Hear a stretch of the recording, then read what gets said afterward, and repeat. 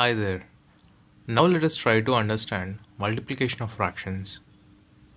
So when it comes to multiplying fractions, the process varies depending on whether you are multiplying the fraction with an integer or whether you're multiplying the fraction with another fraction or whether you're multiplying it with a mixed fraction. So we'll see each of these cases in detail. Now let us take up the first case wherein we are trying to multiply a fraction by an integer. So whenever a fraction is multiplied by a whole number or an integer, the numerator of the fraction is multiplied by the integer and the denominator will remain unchanged. Let us understand this using an example. Say I need to multiply 3 by 8 and 4. So in this case, I simply need to multiply the numerator of the fraction by the integer. So this is same as 3 multiplied by 4, keeping the denominator unchanged. So this would be 12 by 8, which we can simplify it as 3 by 2 because 4 is common in both numerator and denominator. So 3 by 8 multiplied by 4 is 3 by 2, which can also be written as 1 by 2. Now what happens if we multiply 5 by 7 say with 0?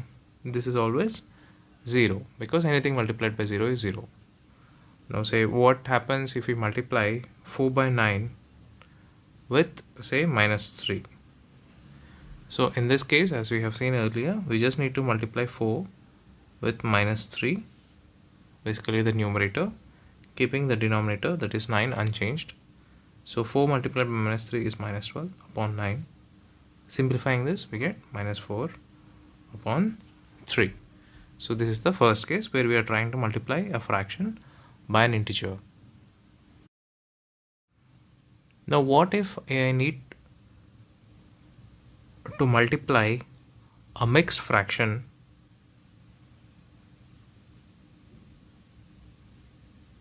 by an integer?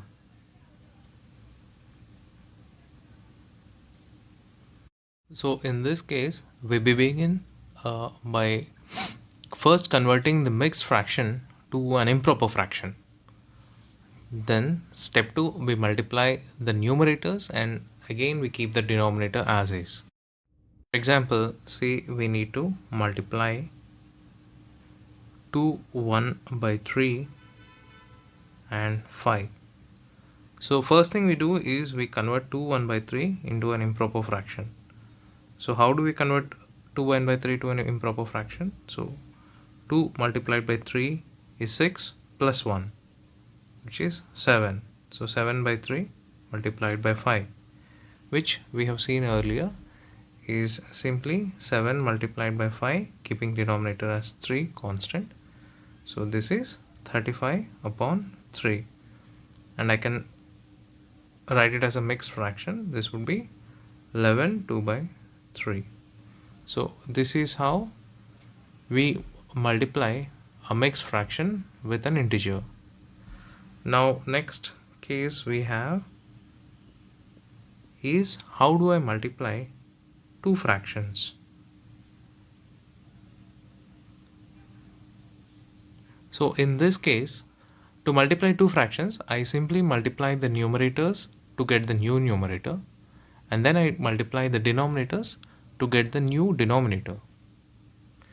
So for example, say I need to multiply 2 by 5 and 3 by 7.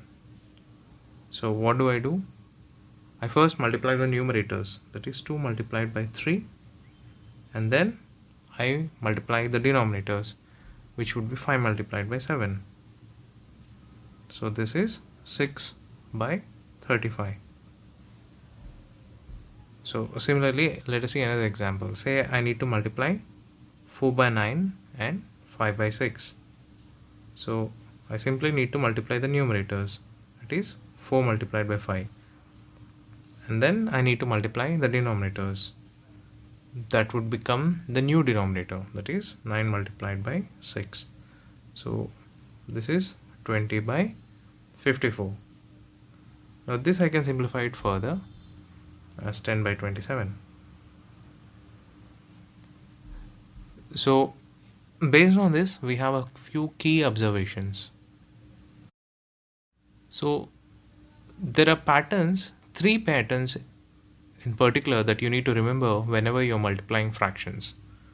So firstly, whenever you're multiplying two proper fractions, so in this case the product of two proper fractions would be less than both the fractions. For example, say if I'm multiplying 1 by 2 and 2 by 3. So both 1 by 2 and 2 by 3 are proper fractions, and the product 1 by 3 is both lesser than 1 by 2 and 1 by 3 is lesser than 2 by 3. So the product would be less than both the fractions. So this is our first observation. Second observation, which is the exact opposite, is regarding to multiplying two improper fractions. So whenever we multiply two improper fractions, the product would be greater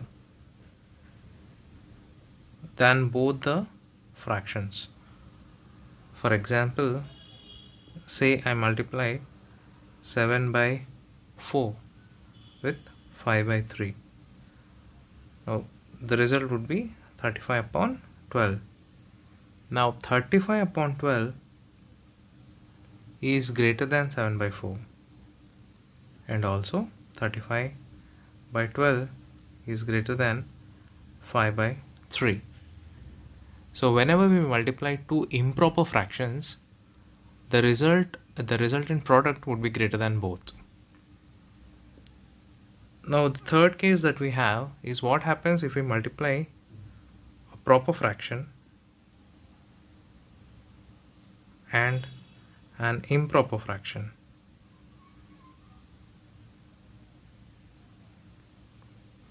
So in this case, the resultant would be larger than the proper fraction, but it would be smaller than the improper fraction. What do I mean? Say I have 3 by 5, which is a proper fraction, and I'm multiplying it with 7 by 2, which is an improper fraction. The result is 21 by 10. So in this case, 3 by 5 is lesser than 21 by 10, which is lesser than 7 by 2.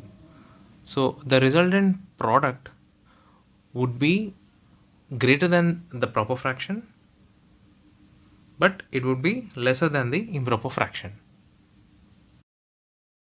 Now let us take up a few practical applications to understand fractions better. So the first problem statement reads that in a classroom of 90 students, 2 by 5 are boys. So we need to find out how many boys are there in this class. So first of all, I would want you to pause this video, try it on your own and come back for the solution. So the number of boys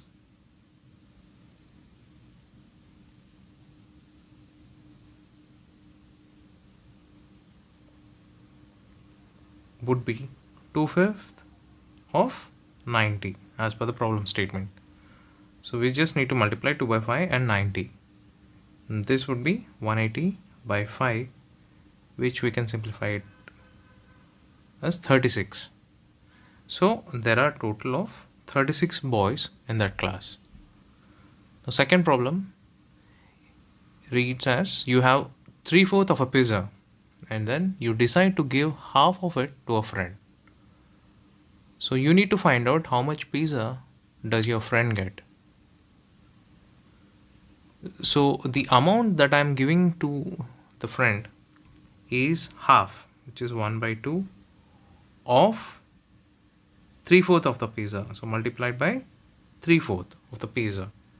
which is multiplying the numerators, it is 3, multiplying the denominators, this is 8. So your friend gets 3/8 of the pizza. So I hope this is clear.